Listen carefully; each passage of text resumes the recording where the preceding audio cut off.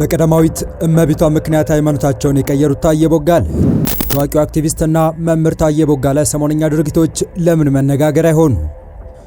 አስፈላጊውን እርምጃ ወስዳለው ፑቲን በይፋ ገቡበት። ሩሲያ በመካከለኛው ምስራቅ ጉዳይ ማንኛውንም እርምጃ ልትወስድ እንደምትችል አስታወቀች። ከቀናት በፊት የውጭ ጉዳይ ሚኒስትር አራክቺን ያነጋገሩት ፑቲን አስፈላጊውን እርምጃ እወስዳለሁ ሲሉ የኢራንን ጉዳይ በይፋ ሊገቡበት መቁረጣቸውን እያመላከተ ጠበቅ ያለ መልእክት አስተላልፈዋል።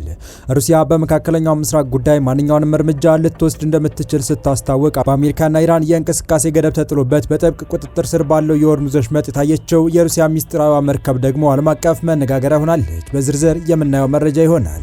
በሌላ በኩል ደግሞ ለጠቅላይ ሚኒስትር አብይና መንግስታቸው ያለኝን አድናቆትና ምስጋና ለመግለጽ በሚል የአሜሪካ ኑሯቸውን ጥለው ወደ ኢትዮጵያ የተመለሱት ታዋቂው አክቲቪስትና መምህር ታዬ ቦጋለ በሰሞነኛ ድርጊቶቻቸው መነጋገሪያ ሆነዋል። አቶ ታዬ መነጋገሪያ ከሆኑባቸው ጉዳዮች መካከል አንዱ ደግሞ በቀዳማዊት እመቤት ዝናሽ አማካኝነት ሃይማኖቴን ቀየርኩ ማለታቸው ሲሆን አቶ ታዬና ቀዳማዊት እመቤቷን ምን አገናኛቸው የሚለውን ጨምሮ እንመለስበታለን።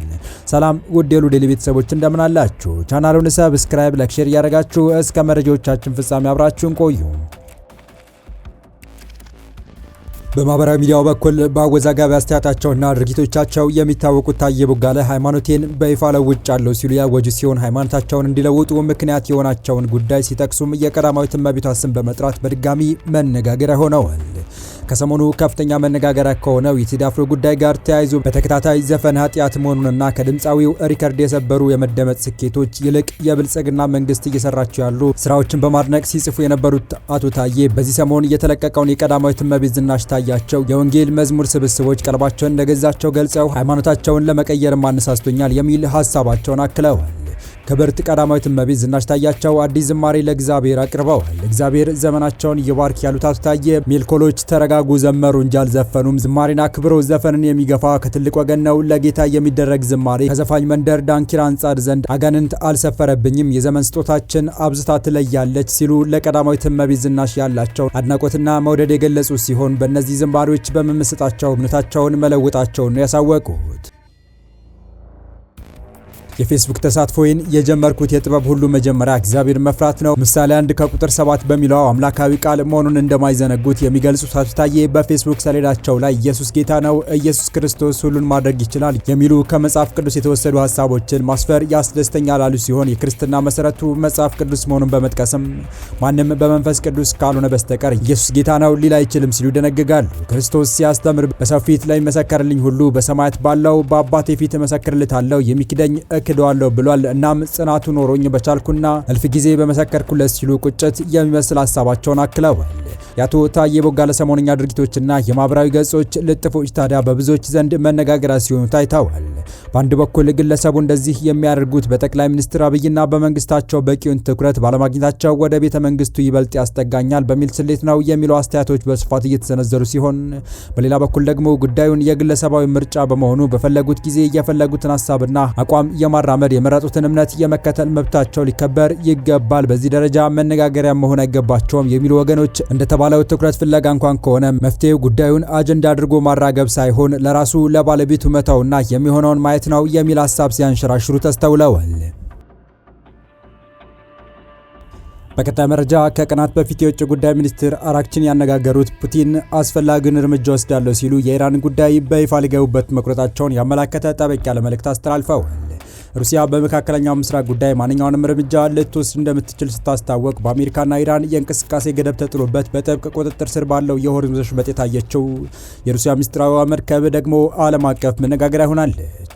የሩሲያ ፕሬዝዳንት ቭላዲሚር ፑቲን ለኢራን ውጭ ጉዳይ ሚኒስቴር አገራቸው በመካከለኛው ምስራቅ ሰላም ለማምጣት ማንኛውም ነገር እንደምታደርግ መናገራቸውን ታስ የዜና ወኪል ዘገበ።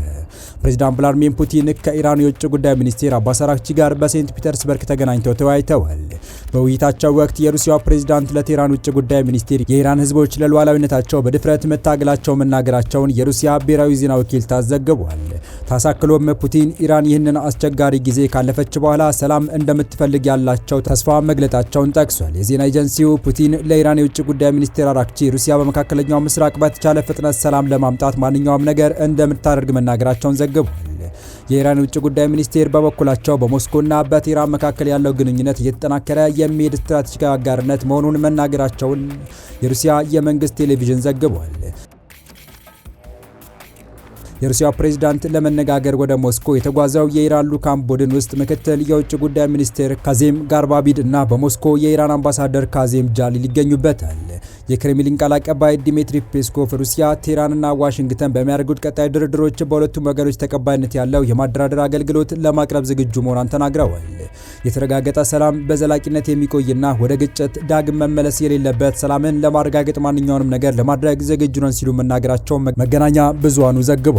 አራክቺ በሴንት ፒተርስበርግ ለጋዜጠኞች ኢራን የዓለም ታላቅ ልዕለ ኃያል ዩኤስን በመፋለም ላይ ነች በማለት ዋሽንግተን አንድም ግቧን አላሳካችም ብለዋል። ለዚህም ነው ድርድር የጠየቁትና እየተመለከትን ያለ ነው ሲሉ አክለዋል። አሜሪካ ግን ድርድር ስለመጠየቋ ምንም ያለችው ነገር የለም። የኢራን ከፍተኛ ዲፕሎማት ጦርነቱ ኢራን እንደ ሩሲያ ያሉ ታላላቅ ወዳጆችና አጋሮች እንዳሏት ያሳየ ነው ብለዋል። በተያያዘ መረጃ ኢራን የመከላከያ ቴክኖሎጂዋን ለሻንጋይ የትብብር ድርጅት አባል ሀገራት ለማካፈል ዝግጁ መሆኗን ገልጻለች። ኢራን ያሏትን የመከላከያ ትጥቅና የቴክኖሎጂ አቅሞች ለገለልተኛ ሀገራት በተለይም ደግሞ ለሻንጋይ የትብብር ድርጅት አባል ሀገራት ለማካፈል ዝግጁ መሆኗን አስታውቃለች። የኢራን ምክትል የመከላከያ ሚኒስቴር ሪዛ ታላይኒክ እንደገለጹት ቴህራን በራሷ አቅም ያበለጸገቻቸውን የመከላከያ ትጥቆችና የቴክኖሎጂ ውጤቶች ለወዳጅ ሀገራት ለማጋራት ፍላጎት አላት። ምክትል ሚኒስትሩ በተለይ ትኩረት የሰጡት የሻንጋይ የትብብር ድርጅት አባል ሀገራትን ሲሆን ኢራን ከእነዚህ ሀገራት ጋር ያላትን ወታደራዊና የመከላከያ ትብብር ለማጠናከር እንደምትፈልግ ጠቁመዋል። ይህም ለቀጠናው ሰላምና ደህንነት መከበር ከፍተኛ አስተዋጽኦ ይኖረዋል ብለዋል። ኢራን በቅርብ ዓመታት በተለይም በሚሳኤልና በሰው አልባ አውሮፕላኖች ድሮን ቴክኖሎጂ ከፍተኛ እድገት ማሳየቷ የሚታወስ ሲሆን ይህ የቴክኖሎጂ ሽግግር ጥሪ የቀረበው ሀገሪቱ በምዕራባውያን ሀገራት ላይ ያላትን ጥገኝነት ለመቀነስና ከምስራቁ ዓለም ጋር ያለው ግንኙነት ለማጠናከር በምታደርገው ጥረት አካል እንደሆነ ተነግሯል። የሻንጋይ የትብብር ድርጅት እንደ ቻይና፣ ሩሲያ፣ ህንድና ፓኪስታን ያሉ ሀገራት በአባልነት የያዘ ሲሆን ኢራንም በቅርቡ የድርጅቱ ሙሉ አባል መሆኗ ይታወቃል ሲል አልአረቢያ ዘግቧል። ይህ በእንዲህ እንዳለ የባህረ ሰላጤው ትብብር ምክር ቤት አባል ሀገራት መሪዎች የኢራን ጦርነት ከተጀመረ ወዲህ ለመጀመሪያ ጊዜ በአካል ሳውዲ አረቢያ ውስጥ ሊሰበሰቡ መሆኑን ሮይተርስ ዘገበ። የመሪዎቹ ስብሰባ የሚያተኩረው 2 ወር በሞላው ጦርነት ለዘነቡባቸው በሺዎች የሚቆጠሩ የኢራን ሚሳኤልና ድሮን ጥቃቶች ምላሽ ማዘጋጀት ላይ እንደሚሆን ዜና ወኪሉ ምንጮችን ጠቅሶ ዘግቧል። በአሜሪካና እስራኤል ጦርነት የተከፈተባት ኢራን በስድስቱም የባህረ ሰላጤው ትብብር ምክር ቤት አባል ሀገራት የሚገኙ የኤነርጂ መሰረተ ልማቶች ላይ ጥቃት ፈጽማለች። ከአሜሪካ ጋር ግንኙነት ያላቸው ተቋማትና ሌሎች የሲቪል መሰረተ ልማቶችን እንዲሁም ወታደራዊ ይዞታዎችንም አጥቅታለች። ሮይተርስ የጠቀሰው የሳውዲ መንግስት መገናኛ ብዙሃን ዘገባ እንደሚያመለክተው የኳታር፣ ኩዌትና ባህሬን መሪዎች እንዲሁም የተባበሩት አረብ ኤሚሬቶች የውጭ ጉዳይ ሚኒስቴር በስብሰባው ለመሳተፍ ጅዳ ገብተዋል። የምክር ቤቱ አባል የሆነችው ኦማን በማን እንደምትወከል እስካሁን አለመታወቁም ተጠቅሷል። የባህረ ሰላጤው ምክር ቤት ለጦርነቱ በቂ ምላሽ አልሰጠም በሚል ከኤሚሬቶች ትችት ቀርቦበት ነበር። በዚህ መሃል ግዙፍ የነዳጅ ኩባንያ ቢፒ የኢራን ጦርነት ከተጀመረ ወዲህ የነዳጅ ዋጋ በመጨመሩ ትርፉ ከእጥፍ በላይ ማደጉን አስታወቀ። ቢፒ በነዳጅ ንግድ ውስጥ እጅግ በጣም ጥሩ አፈጻጸም ማሳየቱን ገልጾ ከጥር እስከ መጋቢት ባሉት ወራት ብቻ 3.2 ቢሊዮን ዶላር ትርፍ ማግኘቱን ይፋ አድርጓል። ይህ አሃዝ ተንታኞች ከጠበቁት በላይ መሆኑን የገለጸው ኩባንያው ባለፈው ዓመት በተመሳሳይ ወቅት ካስመዘገበው የ1.38 ቢሊዮን ዶላር ትርፍ በጥፍ እንደሚበልጥ ተናግሯል። ይህ ትርፍ የተመዘገበው አዲሷ ዋና ስራ አስፈጻሚ ሚጎኔል ኃላፊነታቸውን ከተረከቡ በኋላ ነው። የካቲት 21 2018 ዓ.ም የተጀመረውን የኢራን ጦርነት የነዳጅ ዋጋ እንዲጨምር ምክንያት ሆኗል።